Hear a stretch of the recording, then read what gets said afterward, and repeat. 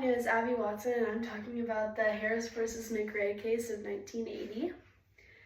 So a couple of the case facts were that in 1976, only 4 years previous, Congress had passed the Hyde Amendment.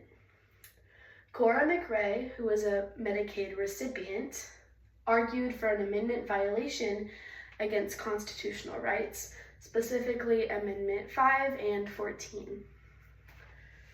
Her big question was, should the government be able to fund abortions for low-income women under Medicaid?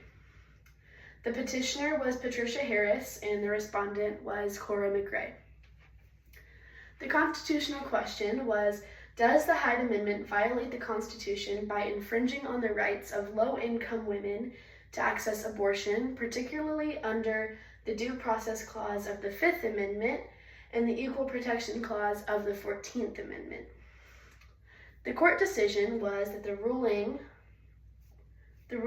was that the court upheld the Hyde Amendment in a 5-4 decision. Majority rule was that the government is not required to fund abortions, even though abortion is a constitutionally protected right. So these women were allowed to receive abortions, just not under government funding solely. The dissent was that the Hyde Amendment discriminates against poor women and undermines their ability to exercise a fundamental right. So the dissent believed that these poor women were being mistreated and were not allowed to access abortions, and that was not fair to them. The arguments were that the majority opinion was that Justice Potter Stewart authored the opinion. The Constitution does not require the government to subsidize the exercise of constitutional rights, while the dissenting opinion was backed up by Justice Brennan, who wrote the dissent, joined by Justice Marshall, Blackmun, and Stevens. The Hyde Amendment unfairly targets low-income women, is what they believed, and they also believed that denying funding for abortions was okay, but funding other medical procedures creates inequality. Big impact and what changed throughout the process was that it reinforced constitutional rights and that did not guarantee government funding. It also restricted access to women dependent on Medicaid for abortion. So again, the women that were trying to receive these abortions could not do so on government funding fully. They would have to pay for that completely out of pocket on their own, according to the ruling in Harris versus McRae.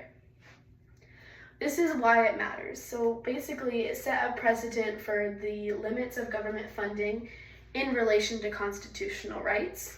It also continues to influence debates on abortion access and funding policies. The conclusion was that Harris versus McRae highlights the complexities of balancing constitutional rights with government policies. It raises important questions about equity and access to health care, particularly for marginalized groups such as low-income people in general and women in general.